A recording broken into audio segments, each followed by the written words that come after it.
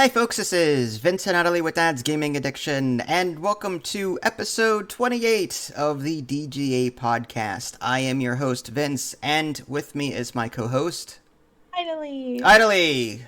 You ever so lovely.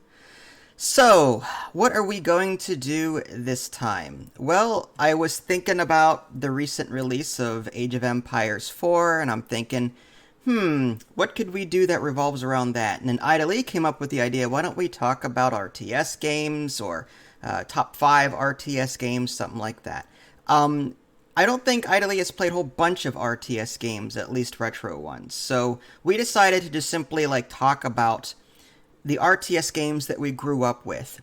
And I just want to quickly note real quick that this was tough for me to put together. I put together an exhausting list here, but by no means is it comprehensive or complete. For the sake of time and personal sanity, I had to make several cuts. There are a lot of RTS games that I grew up with that have several expansions, for example, that I just removed from this list. I'm not going to talk about this game 3 times because of these expansions.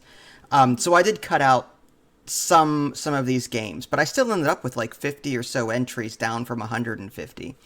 So it should be interesting. So I guess the official subject is RTS games that we grew up with, or growing up with RTS games, something like that. All right.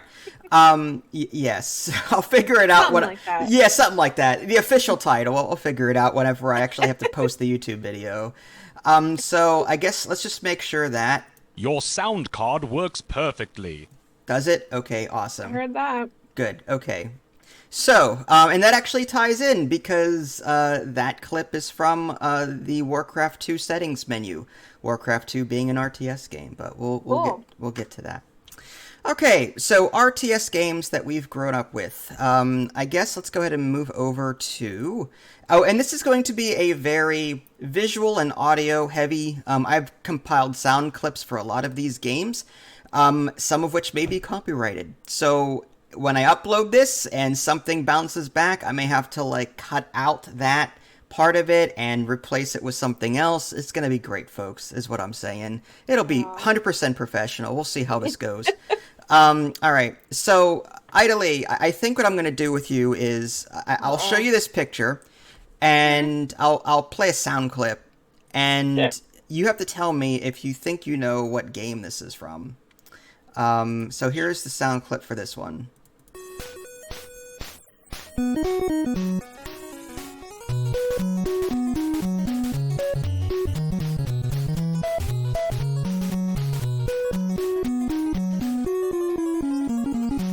Or...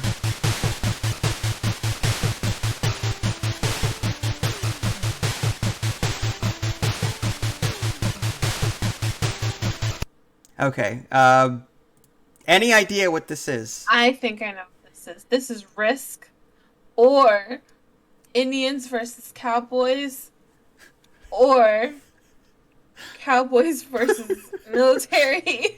You can see my screen, right? Yes. Let's think about what you're looking at here. It looks like Cowboys. Cowboys versus military men. What flag is that on the bottom of the screen there? That's why I said Risk. It's the Confederate flag. Okay. Yeah. So, Okay. what war do you know of that involves the American... The Civil War. Civil War. So... Is it really? I just guessed. What would it... Okay.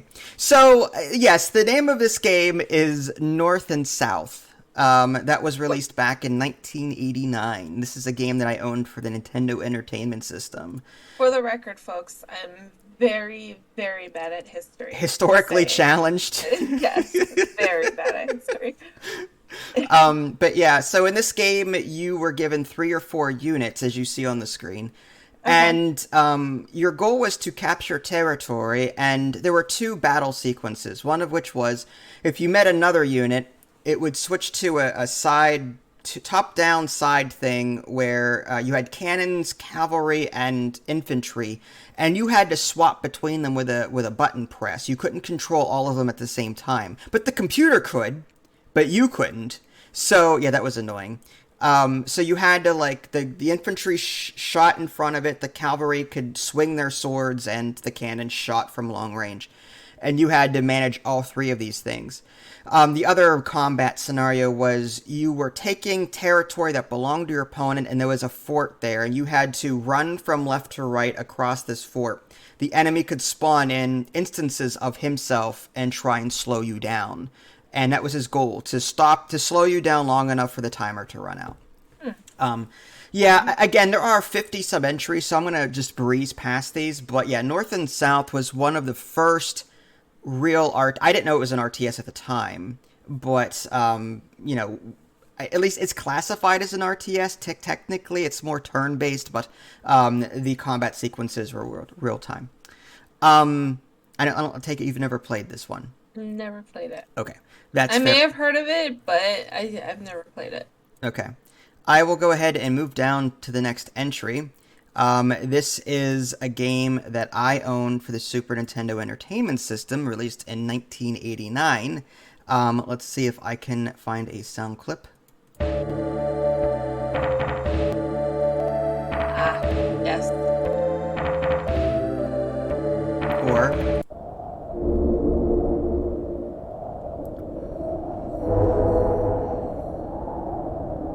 iconic. Very ominous.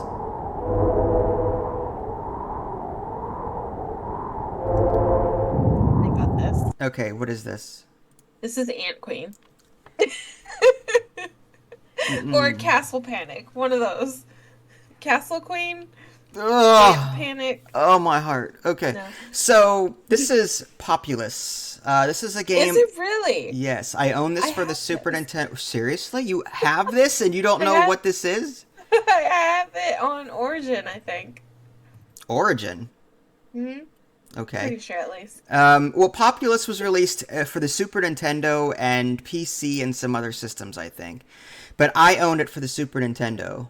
This is a quote-unquote god game where you don't control your subjects directly, but you're tasked with, like, mainly raising and lowering land. You've got god powers, but your main shtick was flatten land so that your villagers could settle there and expand to different areas, and you're trying to force your civilization to grow. In the meantime, you can convert regular people into knights, which automatically go after your opponent. They will just start burning down their houses. You could do swamps. You could do like a volcano. You could lower the sea level. You can even do total annihilation or whatever it was. And all of your guys got together into one massive, like, whenever they combine their powers, sort of like in Highlander. But anyway, like, yeah, they all meshed together into one unit. Your opponent meshed together into one unit, and then they just fought one final battle, and whoever won that won. So, like, yeah, it was just one of those god games that I played a lot. It was really cool. I thought it was, for the time, like, I didn't know it. I never played a god game before. I'm like, wow, I can't control anybody. What's up with this? You know? So Yep, I do have it. you have this. Have you played it? I played it less than 5 minutes because I didn't know what I was doing. I didn't know what to do, and then touched it again. Okay, fair enough. All right. I might have to give this a go. Though. It's just the graphics; they look terrible. Well, none of these aged well, to be fair. Yeah, that's true. Next one. Let's go ahead and Donkey Kong. Donkey Kong, yes. This was released in 1994. Let's go ahead and... I've got 4 different windows open. Give me a moment. There we go.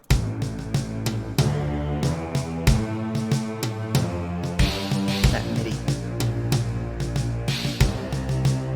This one actually looks familiar.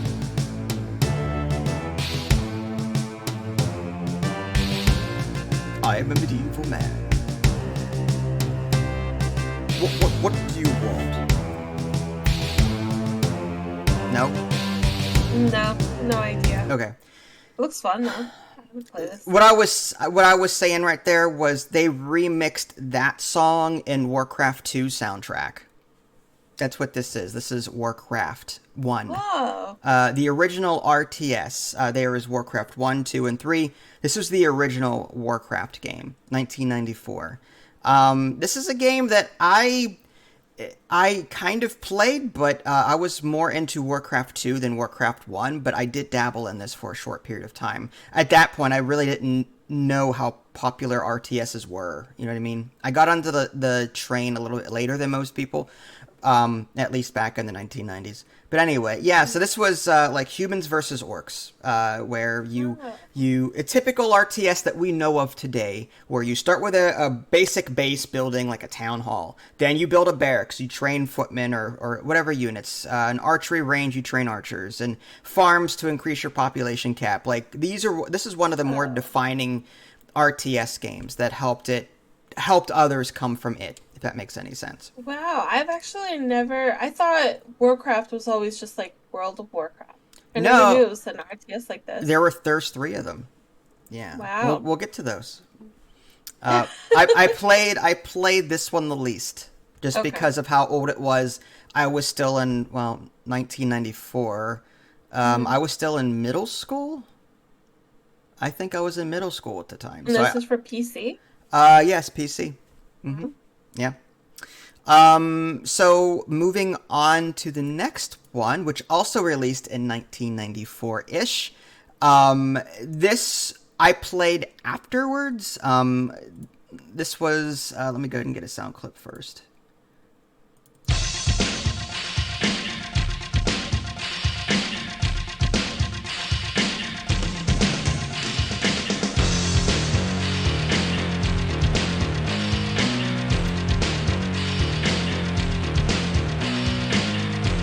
Love the music.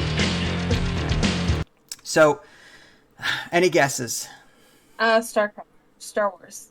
Yes, Star Wars. So, Star Wars. Command and Conquer. Actually, this was 1995. My bad, not 1994. Still. So, Command and Conquer was the rival, I think, to Warcraft, if I had to compare the two games. What frustrated me with Command and Conquer was the control scheme. In Warcraft, you selected your units with left mouse, even drawing selection boxes, and then you moved them with right mouse, okay? In Command and Conquer, you selected them with left mouse and moved them with left mouse. Right-click canceled your selection.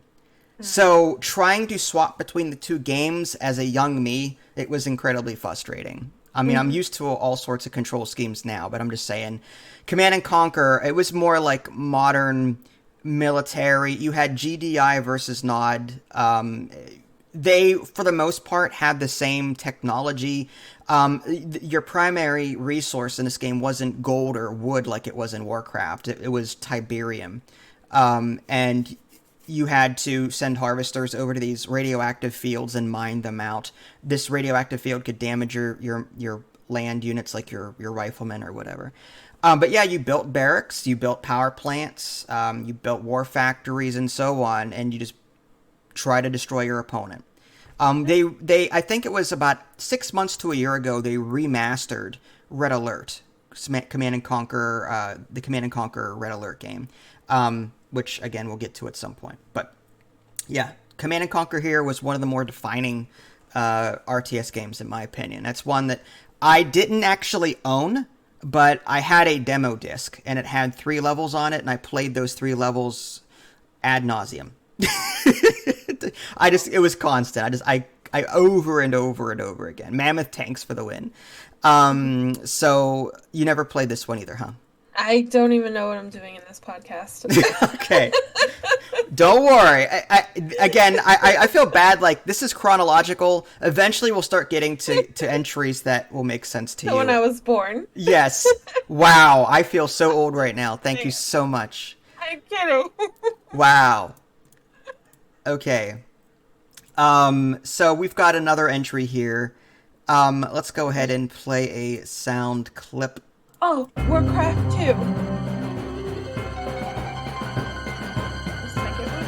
You can hear that? Yeah.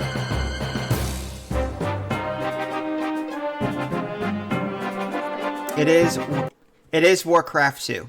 It is Warcraft 2. I'm sure the previous screenshot kind of gave it away. Yeah, it did. Same, I don't want to rehash, but same deal, humans versus orcs.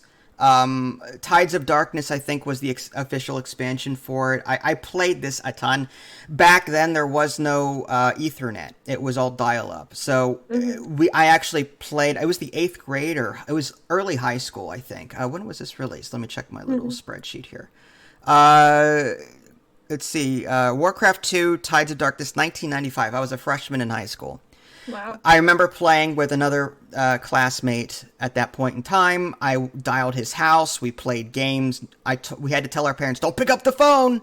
Don't pick up the phone. It'll ruin our connection. We'll get disconnected." You know, it was those times. Yeah, 26K, 52K dial-up. Anyway, so yeah, Warcraft 2, same deal. It was just.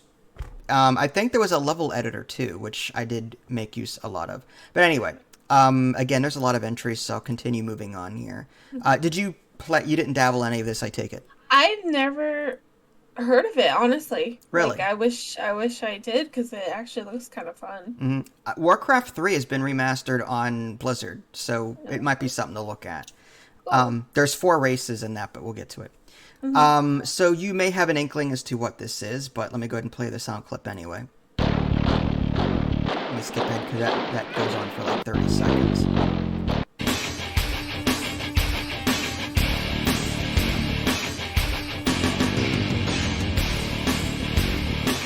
Is this Command and Conquer? It is Command and Conquer, but this is, I think this is, let me make sure I got that right. Red Alert, yes. This is Command and Conquer Red Alert. 1996. Warcraft 2 Tides of Darkness was 1995. CNC Red Alert 1996. What drew me to this game was, as the Russians or whatever they were, you could place Tesla turrets. They're just large Tesla coils that zap any unit that comes into range. I just thought that was really cool. I mean, like, as a kid, I've never seen. I'm used to Warcraft 2 medieval stuff.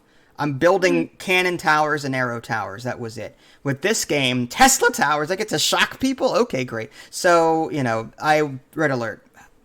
Wonderful memories. Yeah.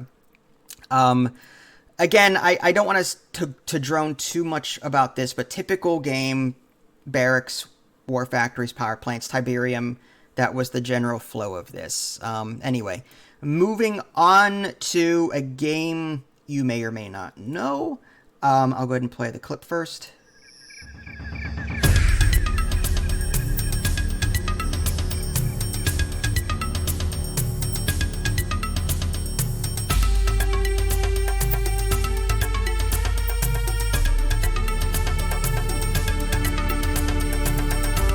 No? Rise of Nations? So, okay, so this was released in 1997. This was the original Age of Empires. I mean, Okay, you know, it looks just like Rise of Nations. well, a lot of those games did. I mean, the graphics back then weren't that intensive, but yes. Don't worry, we'll get to Rise of Nations. But yes, Age of Empires was the first game in the series, and it was hard to play. I mean, like, if again, those older games typically were. Back then, we take for granted now the ability to select hundreds of units on the screen, or at least more than 12, right? Back then, when you drew a selection box, you could maybe select 8 units at most. So control groups were like a complete necessary thing, something I don't do. For the record, folks, I am a novice RTS player. I play a lot of RTS games, but I don't do keystrokes or a key map. My keystrokes per minute are terrible when it comes. I just click, I just have fun with it. Anyway. So yeah, this is the original Age of Empires. This is less barracks and, well, there was barracks, but more like farms and mills and more old-timey medieval stuff. You know what I mean? So it's less like Command & Conquer that way. Again, moving on, this is a game that you better know. So No. let me go ahead and play. Oh, I know that by heart. I know what that is. I'm obligated to play this.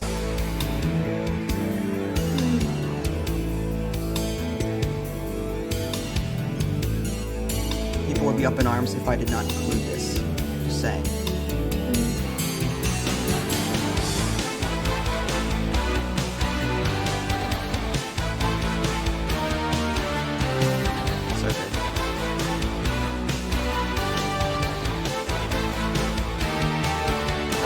As much as I want to keep playing that, got a Yeah. podcast. Pressed for That's going time. to be my like funeral song or birthday song, whichever one comes first. Yeah. Oh, okay. All right. Good to know. So I'm sure you have something to say about StarCraft. Did you play I the love original StarCraft. StarCraft? Yes, I did. Okay. I played it so much that my parents always try to hide it from me. How do you hide a computer game? I had like the actual CD-ROMs and stuff. Okay, that's right. Back then, CD-ROMs. Hmm. Yes, 1998. And Yep. they hated it, dude. They hated it so much because I skipped school for this. Like I loved this game with a passion. I actually they have a map seed too in the skirmish modes, Mm-hmm. and it goes on forever. And I actually started from zero, like map zero, and I played the crap out of every single map, and I only was finished once I got every single crystal from the map. Are you And serious? I went up to about 76 on Notepad, map number 70, map seed 76. There was like thousands, hundreds of thousands. Wow. Okay. What was your favorite race to play as? Oh, I loved all of them, to be honest. There's Terran, Zerg, Protoss, right? Yeah, I loved the Zerg. I really did. I think I was a Zergling at heart. Only because Kerrigan pulled on my heartstrings. Like, I she's see. like my favorite character of all time. Well, I like the Terrans because the Terrans give me that Starship Troopers vibe. You know what I Hmm. mean? Zerg. I Hmm. could care less about the Protoss, but when I play StarCraft or think of StarCraft, I think of Starship Troopers, humans versus the alien Yeah. bugs. Are you doing your part? You know, that kind of thing. Yeah. Yeah, I liked StarCraft. This was sort of the rival to Warcraft back in the day, Hmm. and I enjoy both games, to be honest. But Hmm. StarCraft I liked because of the whole sci-fi theme. Yeah. Um, Between this and The Sims, I had severe insomnia for like years. I was not allowed to have a computer in my room because of those two games. wow, that's all right. Yeah. Well, I understand. I My eventually. cousin. Uh huh. Oh, I'm sorry. Go ahead. No, go Go ahead. ahead. What were you gonna say? I'm sorry. No, no. I had a brain moment. Go ahead. No, I had a brain moment too. I was just remembering like Hmm. Oh. my parents eventually gave up. They just Oh, let me did have a they? computer in my room in high school. I was up till 3 o'clock in the morning. At Hmm. that point, I was working full time and going to Mm. school. They just let me be. But yeah. Yeah. Oh, my Anyway, cousin introduced me to StarCraft, and it was such a mistake. It was such a mistake. did you like the campaign better or the skirmish? Oh, I liked the campaign. I finished it like two or three times. Um, I like the skirmish. I thought the skirmish was really fun because you get to like play at your own pace, I think. Mm-hmm. But my whole family, even my aunts and uncles, like try to get me off of it too, because I was very Did they addicted hold to an the game. intervention for you? They did. It was a serious problem. What? Okay. It was a serious. I was a StarCraft addict back in the day. You know, this game is so popular. I don't remember where I saw it, but there was some kind of video. There was Mhm. just some guy on stage, and there were girls hanging off of him. And I'm like, is he like some sort of StarCraft superstar? No. Well, maybe, but all he did was do impersonations of the voices of the characters in the game. Battle Cruiser Online, Oh or my In the gosh. Pipe 5x5, or Mm. proceeding. Like it's all he would do. And the crowd was cheering. I'm like, really? This is okay. That's that popular. I'm not gonna like knock it. I'm just saying, it Yeah, just yeah. it's to American me, hero over here. to me, this is the best RTS. I've actually never come close to finding anything like it, you know. Hmm. Okay. So, Still, the unit selection was what, maximum 10 or 12 or something like that. was it? I don't remember. Yeah, selecting you had to do 12 at a time or 10 at a time. It was one of the two. That's okay. I actually had my keystrokes down for this one. I did not. You would have beaten me then. When they announced StarCraft 2, Mm-hmm. I was so excited. I was so excited. I couldn't ever sleep until StarCraft 2 came out.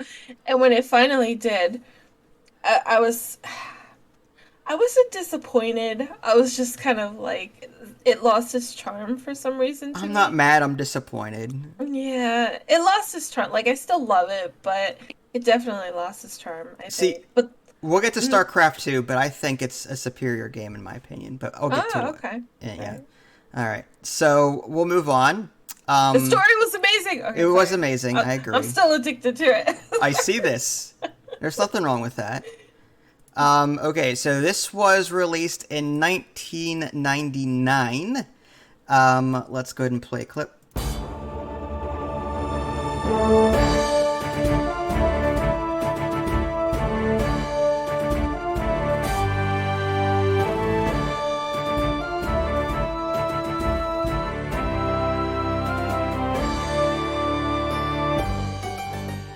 All right, any idea? This is another Age of Empires? It is. This is Age of Empires 2, The Age of Kings, 1999.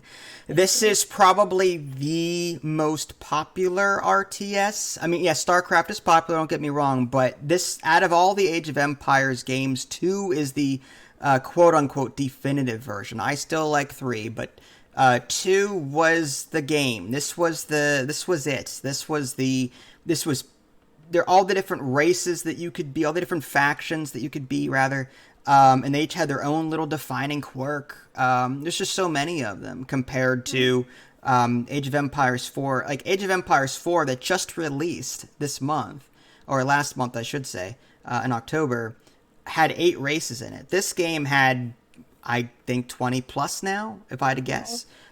So, like, yeah, this was the defining RTS game, and you still did the same things, mind you. You put down farms, barracks, various buildings to improve your empire, blacksmith. You can even build ships and the like, walls, towers, all that stuff. But, yeah, managing villagers and resources. There was 4 resources, I think. Food, wood, gold, and stone, if I remember. And population cap, if you count that 5th one. But yeah, this is the defining game. But have you played this all? This is the one where I first ever had my multiplayer RTS like But that was game. recently, wasn't it? Yeah, it was. I Uh-huh. don't play RTS multiplayers at all. Like, that's no, I'm all about the AI, but I did Me too. have a little battle with a friend and I actually won on Age of Empires 2, so that's pretty fun. Well, you know your stuff. You're a true gamer at heart. You just don't give yourself enough credit. At heart, it doesn't seem like it, but at heart I think I am. Uh Yeah. huh. Uh huh. But not as good as you though, Oh Mr. please. Oh please. Mister. I've played 7,000 Just because I've games. played a lot of games doesn't mean I'm good at them. In fact, It doesn't it's matter. the It's still, opposite. You think if I played one game, I'd be really good at it. But if but I played 1,000, then that is broken up over. Yeah, it's still a gamer definition, my sure, if you insist. This was released in 2000, and here's the clip for that.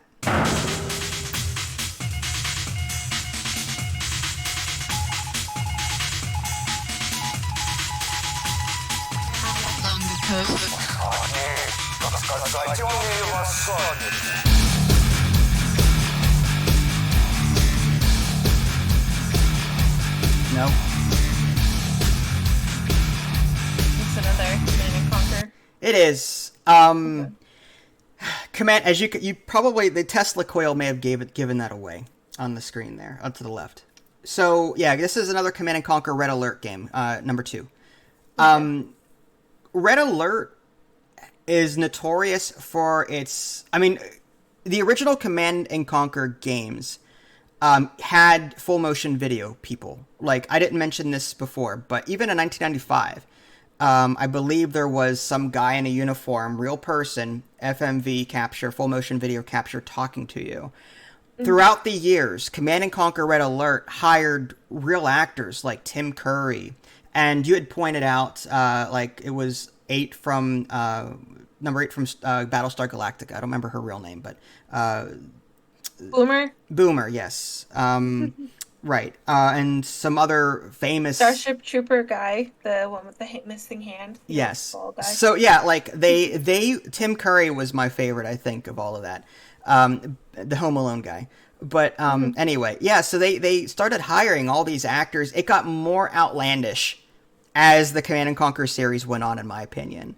But anyway, yeah, this was Command and Conquer Red Alert 2. Nothing more to say about that. It just it got more crazy. The more Red Alert games that released, the less I liked it. I felt like the older games had a charm about them that the newer ones didn't really capture, but I still enjoyed playing it. It's an RTS game. You still had some really cool... Yeah, it had some new abilities and some other cool stuff. Another game here. This is a game that I think I first started playing in college. Let me see what the year was on this. Pulling that up. 2000. So, yeah, this was college. Yeah, because I graduated 1999. Yeah. Okay. Yeah, this was... I actually remember I had to take apart my HP mini tower, disable my onboard video card. This is as techie as I get. There's a little chip, a little prong that is over top two. It's a cover that's over top two prongs. I had to take that off and move it over one and put it down, and that disabled the video card and enabled my NVIDIA one or whatever. And in doing so, I got this game to work on my HP mini tower. But anyway, you probably could guess based off of the picture what this is. I'll play the sound clip anyway. Star Wars. I can't even. What?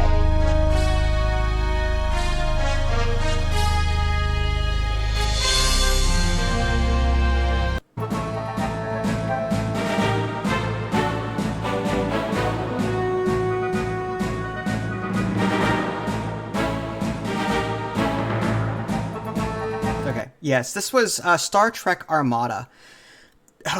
This was great. I played this for just a long time in college. It was Federation, Klingon, Romulan, Borg that you could play as. There was a campaign, and I just enjoyed every minute of it. I love it. I'm a Star Trek fan. Bless you. I'm a Star Trek fan. Bless you. Well, Thank you. I muted myself. I see that. I'm like, wow, she sneezed that quietly. I'm impressed. Okay. But yeah, Star Trek Armada, you could still do the same thing. You're mining dilithium and I think gas clouds. I can't remember if that was the second one, but anyway, yeah, I really enjoyed, I liked the space shoot 'em up stuff and Star Trek, the phasers and the torpedoes.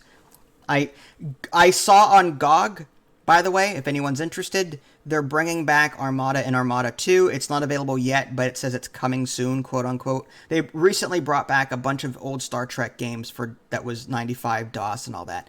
Now it looks like they're bringing back Armada 1 and 2, which is good.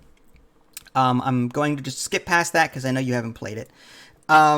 This one I can't play a sound clip for because this game used all real licensed music. You should know what this is based on what you're looking at here. Yeah, this one's Star Trek. I'm gonna scream. His head is gonna explode. It's Star Wars, okay? I know a little bit. All right, folks, pause the video here. Look up Star Wars Force Commander Imperial Rage Leviathan Remix. Just Google that in YouTube and listen to it, and then come back here, and that's the sound clip for this.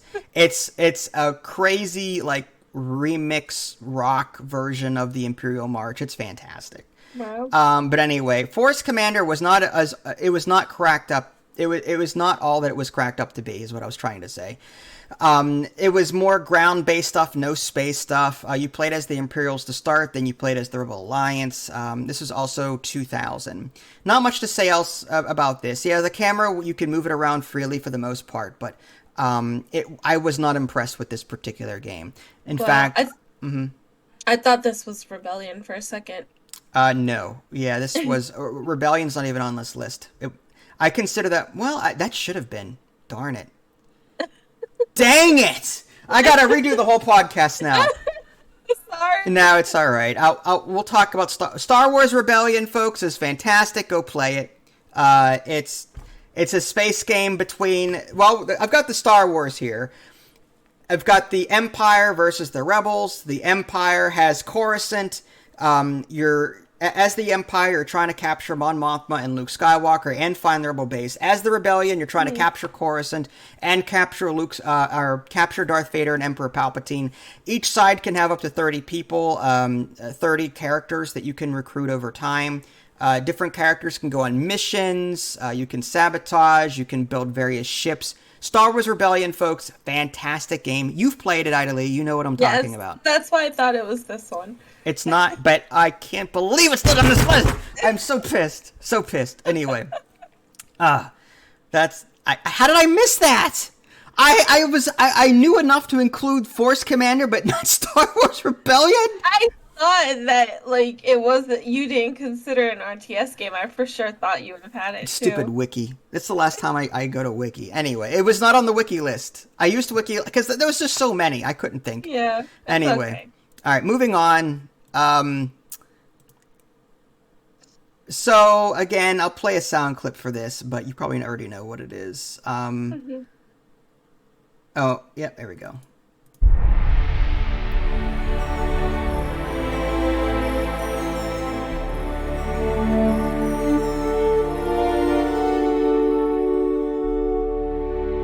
Very calm. Based on what you're seeing on the screen, do you know what this is? It looks familiar, but I have no idea. What are those ships there? I can't really see. It's Okay, really it's fine. hard They're to see. cube-like. Is it the Borg? Yeah, it's the Borg, yes. So Really? this was Star Trek Armada 2, released in 2001. Not much else to say about this except they added Cardassians, Species 8472. I don't know if they added another one or not. I think there may have been like the occasional Ferengi ship that passed by and towed away dead hulks. But yeah, this was the quote unquote better version of Star Trek Armada 1. Did you like this one? I did. I played this a lot too. It Cool. was better graphically, and you could select more units and more abilities, all that stuff. More races to play as. Next, this is a game that my brother and I think played a lot. I can't play the sound clip for this either because, again, it uses all official licensed music. But I will play this because it's from the same universe. And I just like it. Is it Star Wars? It is Star Wars. So this is the Age of Empires 2 clone. What they did was they took Age of Empires 2 and they reskinned it to Star Wars. Oh, cool. Yeah, this was called Star Wars Galactic Battlegrounds 2001.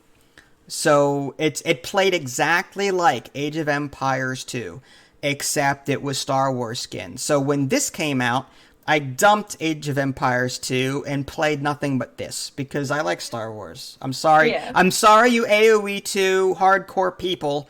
I liked my Star Wars more so than medieval times. So I played this. You could play as the Rebels, the Imperials. You could play as the droids. You could play as the Republic, and I think a couple of others.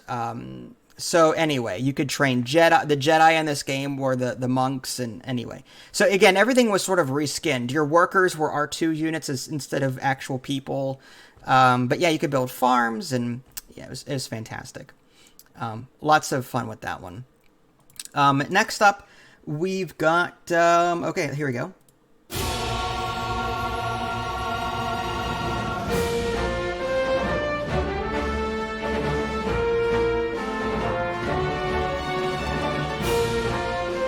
Age of Empires. Close. I have no idea.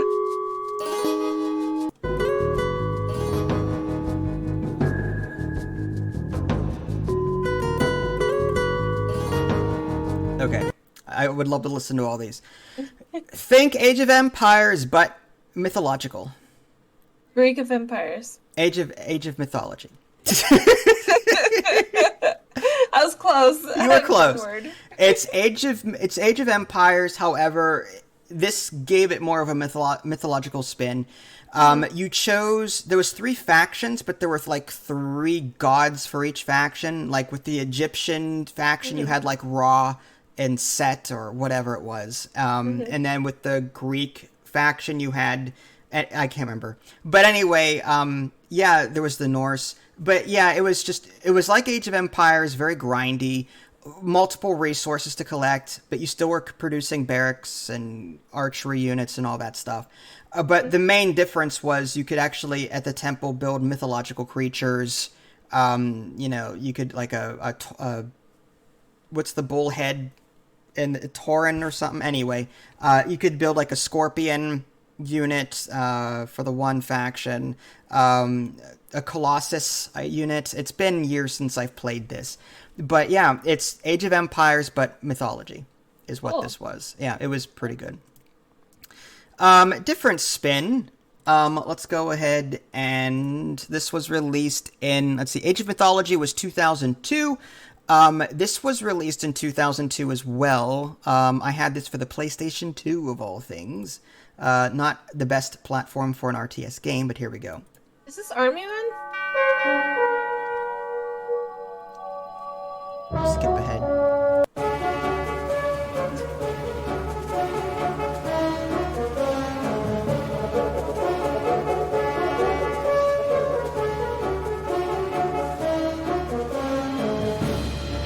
Yes, this was Army Men RTS. Terrible to play on a PlayStation 2. Very difficult to select units and control and the like. But yeah, I don't think there was a skirmish mode. It was just a campaign. I don't remember too much about it, to be honest with you. Have you ever played this? It was on console. Okay. But yeah, typical RTS, just with Army Men. The bases were, as you can see, fizzo drinks and the like. Very, very kiddie, very childish, but it's still fun. Again, for the sake of time, I'll move on further. Let's go ahead and play a sound clip for this one. Skip ahead on that.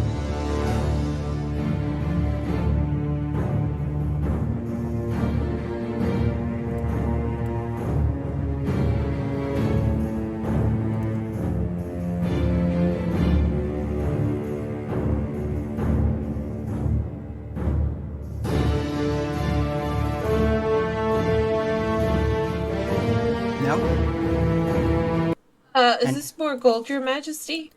It is not. Okay. This was released in 2002. Okay. Wait, the Settlers. No. Dang. Close. Warcraft 3, Reign of Chaos. Oh, okay. Yes, so, again, not much to... I don't want to keep rehashing, but in Warcraft 3, there were 4 factions, if I remember correctly. The humans, the orcs, the undead, and the elves. And there was a full-fledged campaign. Fantastic. I typically don't like campaigns. I like skirmish modes instead, but I played the campaign all the way to the end because of the story behind it. It tells the story of how Arthas became Lich King and all that stuff. So Arthas started off as a human, and then he descended into darkness. And this campaign goes through all of that and more. Thrall, your Heroes of the Storm characters.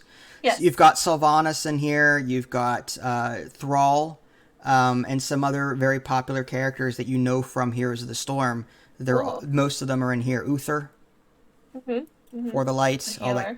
Yes. Yeah. So yeah, Warcraft 3, fantastic game. Moving on to this one.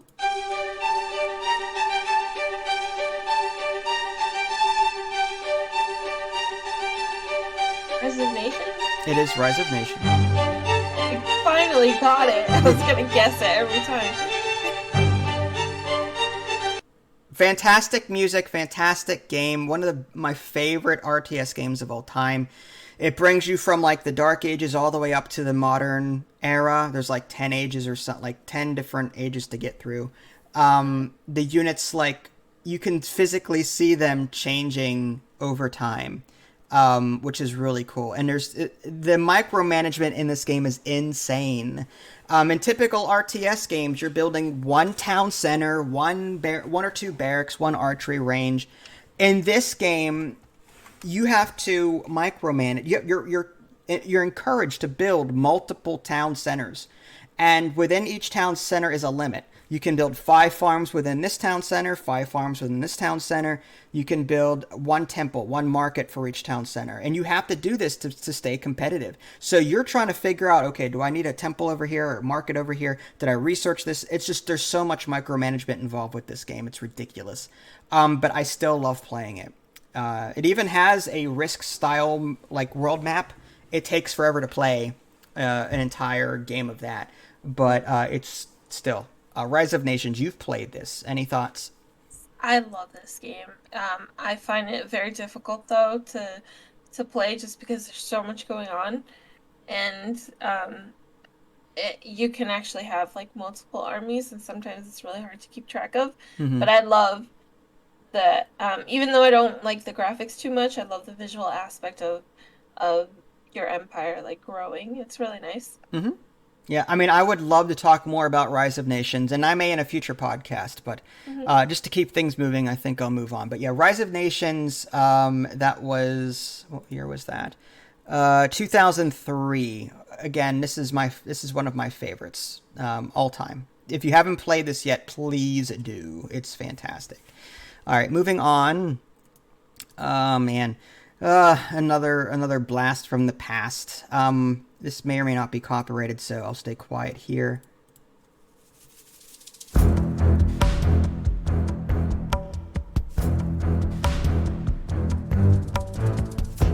Going up.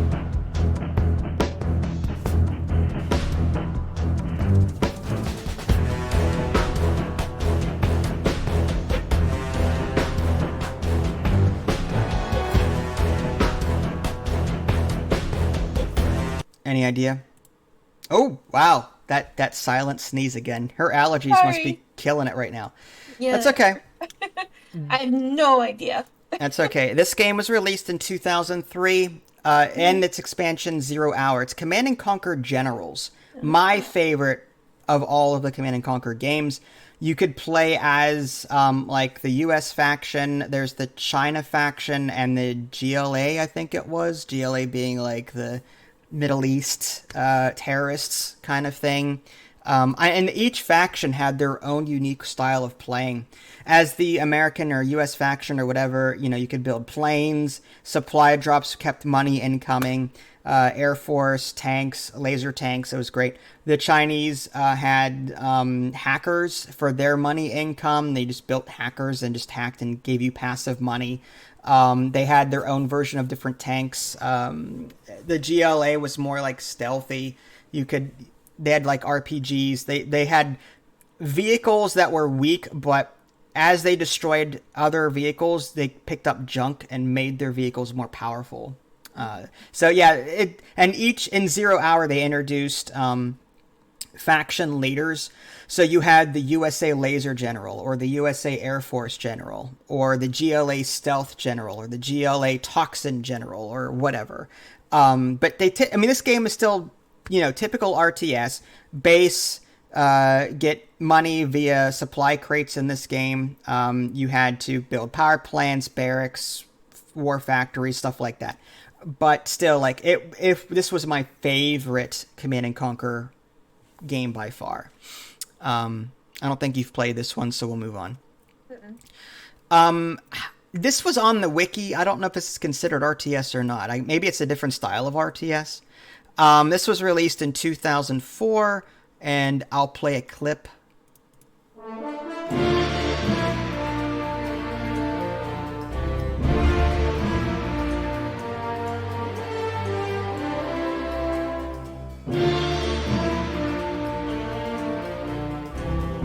Okay, so any idea what this is? What is that? Prison Simulator? No, it looks like Prison Simulator with the yellow uniforms and stuff and the orange. No, this is a game called Evil Genius. This was released back in 2004. You are an evil henchman leader, whatever, and your job was to build an underground base and go out and cause havoc. And yeah, It was fun, and it was recently redone. Evil Genius 2 came out, I think, this year, and I want to get back into it at some point.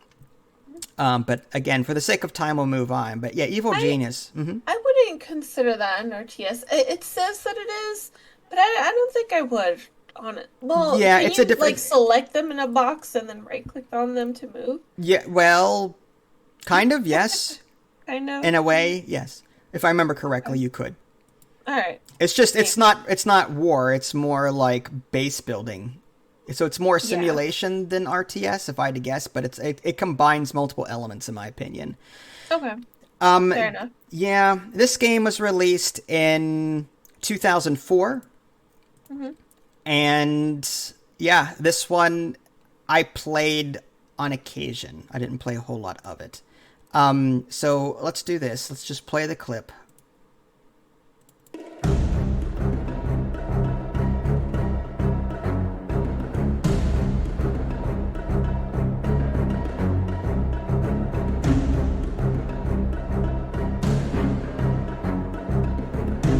Okay.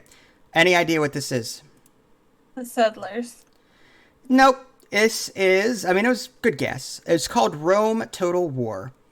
Ah, okay. This was a top-down, typically you had units, flags they would carry would represent their strength. The more full it was of a color, the more powerful they were.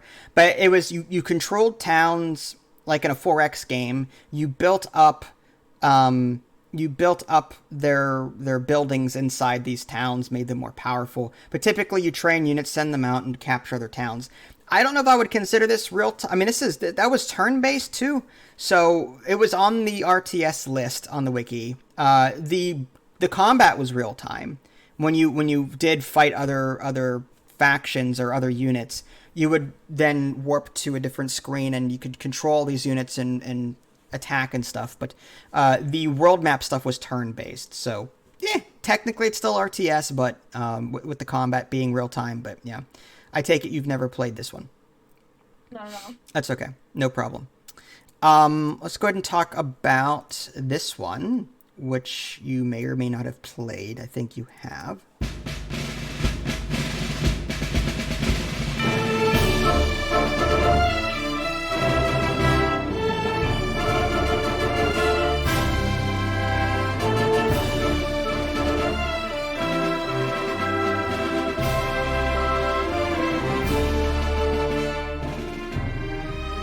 Age of Empires 3. It is Age of Empires 3. Yeah. Very good. And you've played this, yes?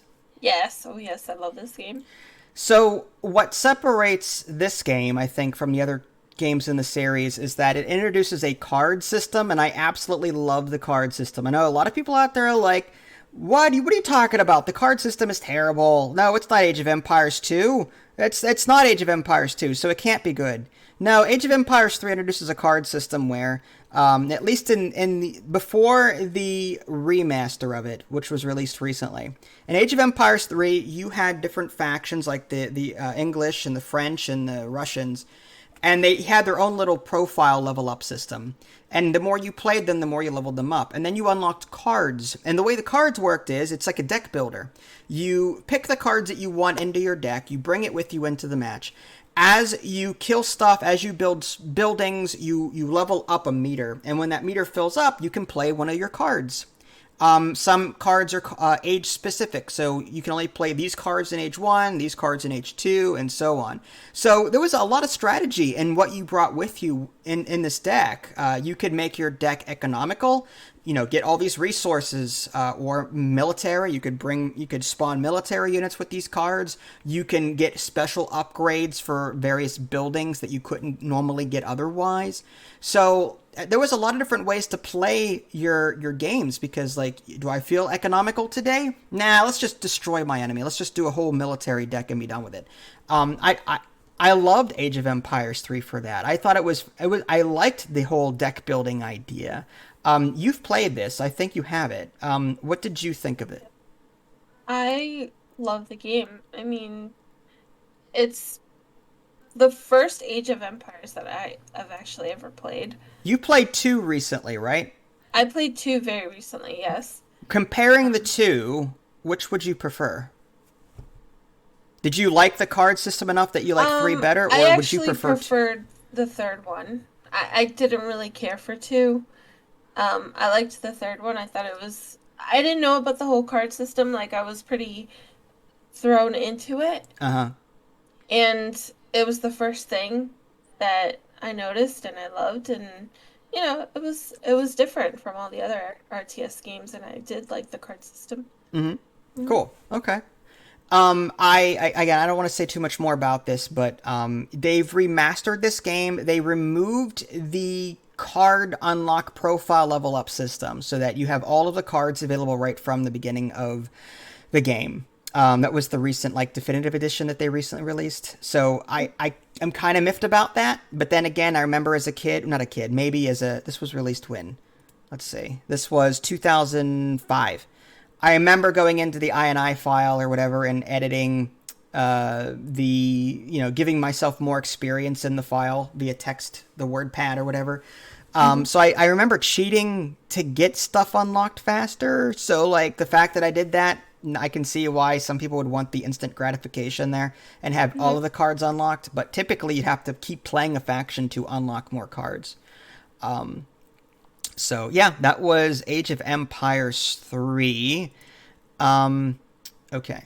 So I know from experience that this particular title has copyrighted music, so I can't play what this is. But based on the picture, do you think it can identify what the picture is? This was 2006. I'm trying to see it. It's very difficult It to is. see. I get it. This was Anno 1701. Oh, okay. The Anno series there's plenty of games out there, but just to quickly sum them up, you do a lot of resource chaining and a lot of town building. You start off with simple, I don't remember what their classes are called, but let's say settlers or something. Mm-hmm. You see to their basic needs, food and drink and whatever. Then they grow up. They go to the next class level. Then they start demanding certain luxury goods. And then you're building more resources to accommodate them. Then they upgrade to the next class up, and now they want all these other things. And you can't provide them these things because the resources can't be acquired on that island. So now you've got to send your ships over to other islands where there's different resources. And then you start to have to make trade routes, sending stuff back and forth between these islands so that you can get the resources you need to make your people happy.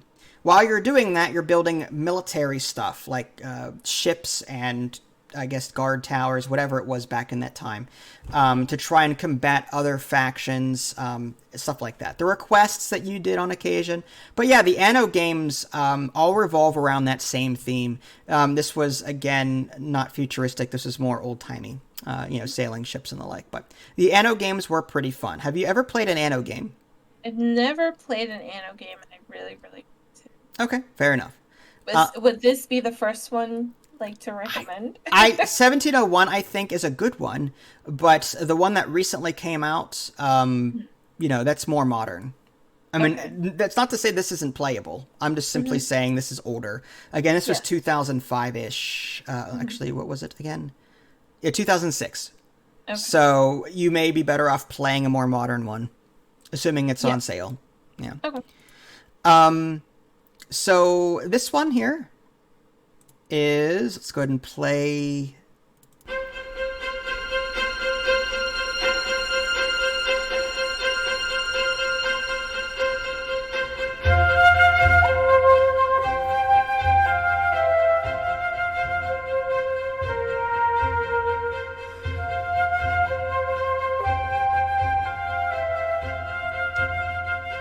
The much underrated follow-up to a certain game that we've already covered.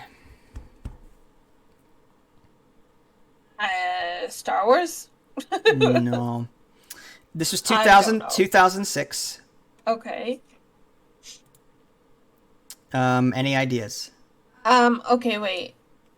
Age of Empires again. Close. Greek of Empires. No. No. Okay. Believe it or not, Rise of Nations, Rise of Legends. This is the steampunk-ish follow-up to Rise of Nations, and I wish they would bother to remake it. I have it on CD-ROM, but I don't have a CD drive anymore on my computer. But yeah, this game is more steampunkish. There's three different factions in the game, and it's very different from the Rise of Nations games that I've played. Typically, you've got a town hall, but then you build off of it via districts. Like there's a military district, an economic district, and the more districts you build of a particular type, the more powerful you get in that type. So more military means stronger military stuff or attrition damage, stuff like that. More science districts means more research points so that you can research better unit upgrades and stuff. But yeah, this was more steampunkish, and the campaign was good. There was also this world map that you can move your units around in and capture territory and stuff, but I typically played this for the skirmish. This needs to be redone. I'm sorry. I don't know why it hasn't been, Microsoft. Get on it. So that was Rise of Nations, Rise of Legends. Moving on to a game you may or may not have played.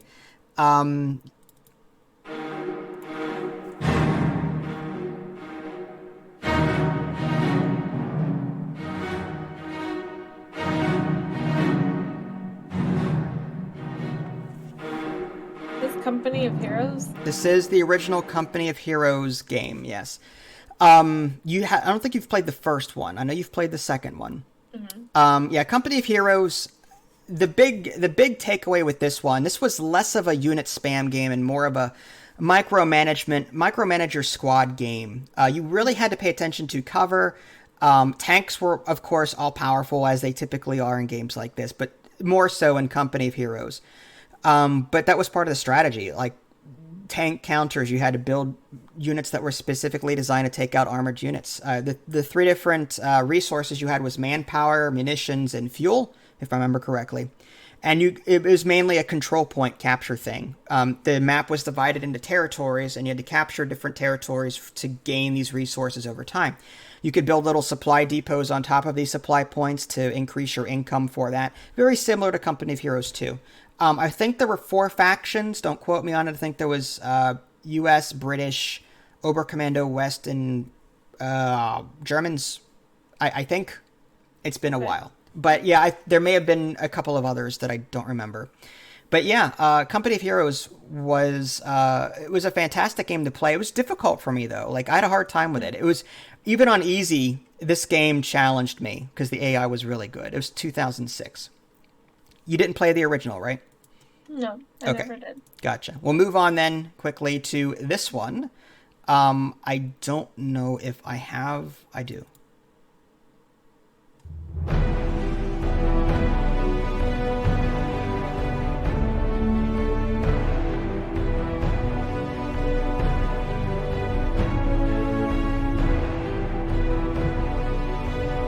Okay.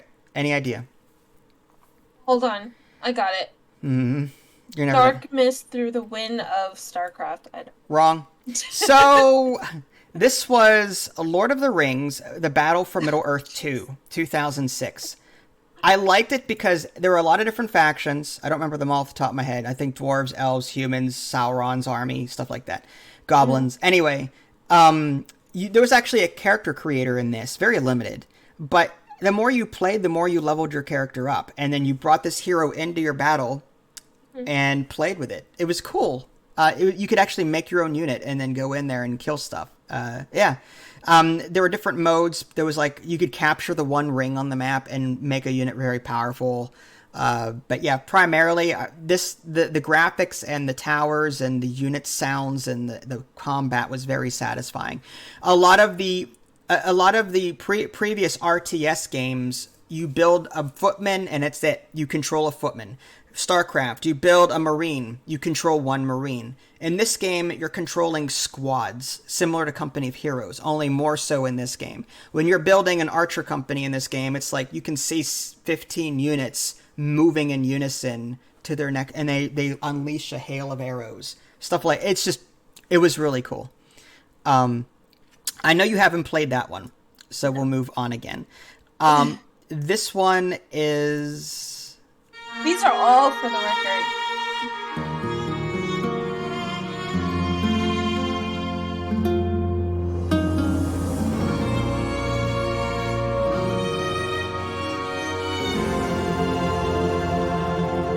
was that? I want to play this just for the music. That music was all right. Well, when I tell you what this is, you can Google it after we're done. Yeah.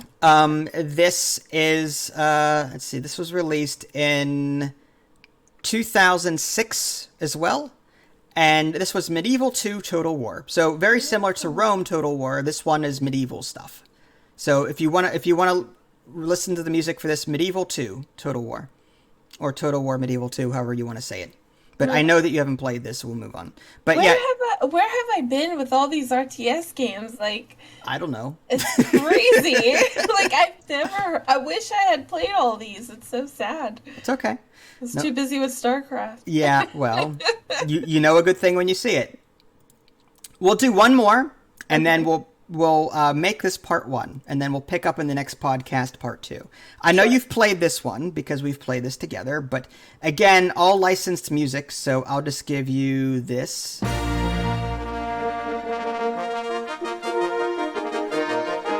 MIDI.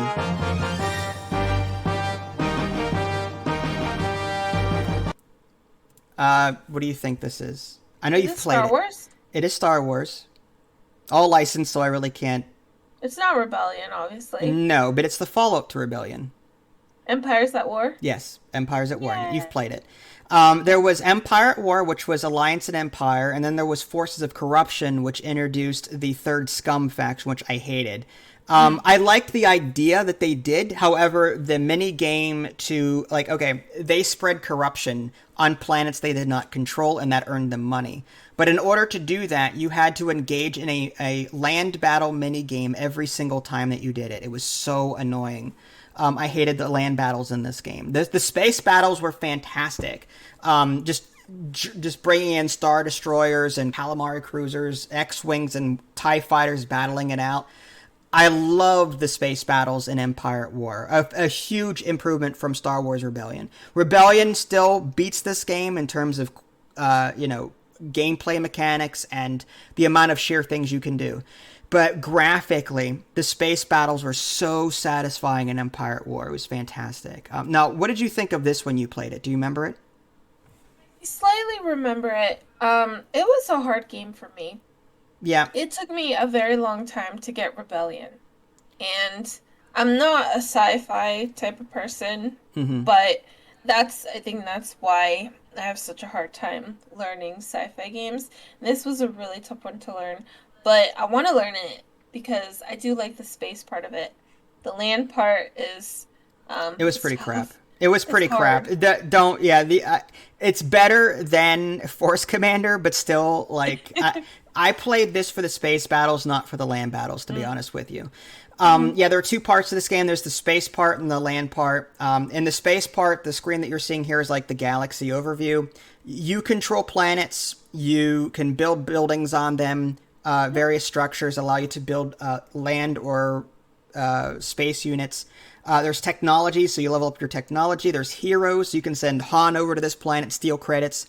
You can use, I think it's R2-D2 and C-3PO to level up your tech or something like that, or steal technology from the Empire.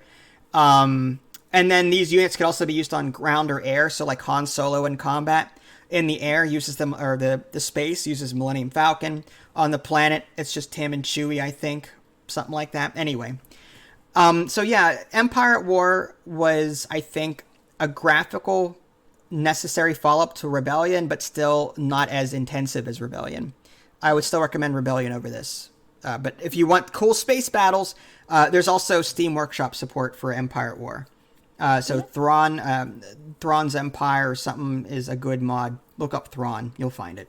Anyway, so that was anything else to say about this before we close out part 1? I always get this confused with Sins of a Solar Empire for some reason. Interesting. Well, Star Wars, the Sins of a Solar Empire, funny you mention that, is on the list for part 2. But that had a mod that I like to play, Star Trek Armada 3. You heard me talk about Armada 1 and 2 here, while the unofficial Armada 3 mod turned all of the Sins of a Solar Empire ships into Federation, Klingon, Borg, all that stuff. That's why I like to play Sins of a Solar Empire, but that's going to be for next month, I think. So there we go. I thought we'd get through all 60 entries in one podcast, but no, we got through 28, I think. Yes. Well, yeah. So I'm sorry, folks. The rest will have to wait until part 2, but we still have some other things to talk about before we leave for today. First and foremost, our Patreon and Twitch supporters. As always, I'll read off your names and the amount you contributed. Ratsy's pledged $135 this month for a lifetime of $4,580. Scotty R pledged $100 for a lifetime of $2,510. Brian pledged $50 for a lifetime of $900. Greg Howe pledged $10 for a lifetime of $522. Mindalot pledged $5 for a lifetime of $130. Rip Alpha pledged $1 for a lifetime of $55. Alyssa Barrett and Rabbit Amoeba both pledged $1 for a lifetime of $14. Twitch supporters, White Knight has subscribed for 33 months. Bessa702 for 41 months. Rabbit Amoeba 13 months. Little Lily P 11 months. And Kaliza 1 month. So thank you all for your support. It's greatly appreciated, especially during these times. New releases: Age of Empires 4, $60. Ziggurat 2, 10% off, $23. Guardians of the Galaxy, $60. Inscription, $20. And Back for Blood, $60. Those are, for the most part, recent new releases. Sales: Everspace 2 on Steam is 20% off, $32 roughly. American Truck Simulator, 75% off, $5. For Honor, 60% off, $6. Railroad Corporation, 66% off, $12. Siege Survival, 30% off, and that's roughly $17.50. Green Man Gaming, Dead by Daylight, Stranger Things, 64% off, $4.27. World War Z Aftermath, 36% off, $25. Watch Dogs Legion, 66% off, $20. House Flipper, 50% off, $10. War Pips, 61% off, $5. And Starpoint Gemini 3, 73% off, $8. Lastly, Humble Bundle, Fighting Juggernauts Bundle, and the Paradox Interactive Bundles. Go check those out. Age of Empires 4 is still 20% off there, $48. Back for Blood is 10% off, $53, $54 roughly. I do have affiliate links to Green Man Gaming and Humble Bundle in the below description. Click on them before you go to the stores. That way I get a small cut. Lastly, we've got our Spanish sentence of the week. I completely forgot that I have a sound effect for this, so I need to look this up. It's not... Let's rock and roll! No, it's not it. Red alert! We could just All sing crew to it, battle right? stations. God. There we go. I got it. I figured it out. Dang it. Do you really want to sing? How do you sing a trumpet? All right. RTS significa leer la letra pequeña. Soy estoy jugando contigo. En realidad no es así. Es charlando. Okay, so RTSs significant. RTSs significantly leer. You have to say RTS in Spanish. RTS isn't... A, B, C, D, E, F, G. Okay.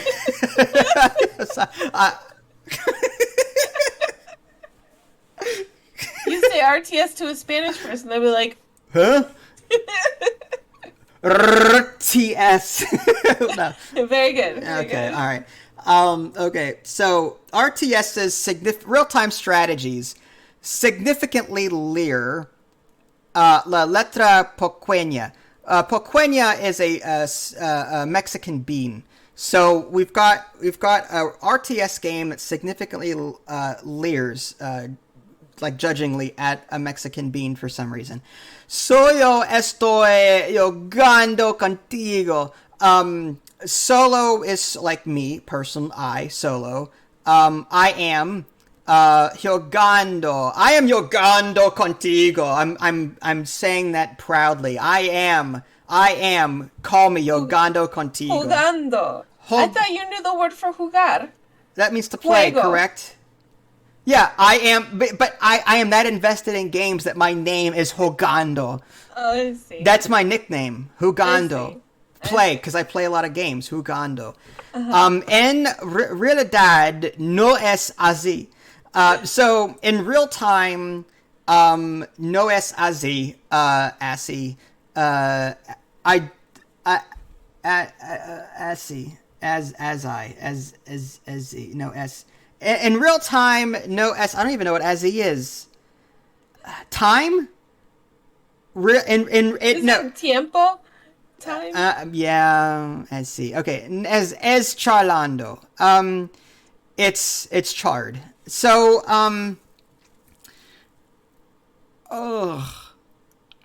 I don't even know what I said. Discord cut you at. Okay, so please please put me out of my misery and tell me what this is. Okay. This says RTS significa leer la letra pequeña. Solo estoy jugando contigo. En realidad, no es así. Es charlando. It means RTS stands for read the small print. I'm just playing with you. It actually doesn't. I'm joking. That's it? Yeah. That's the Spanish sentence of the...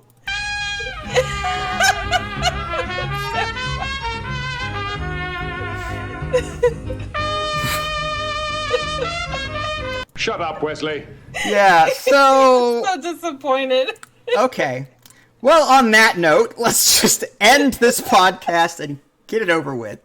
So, no, we will pick up with part 2 next week. We promise.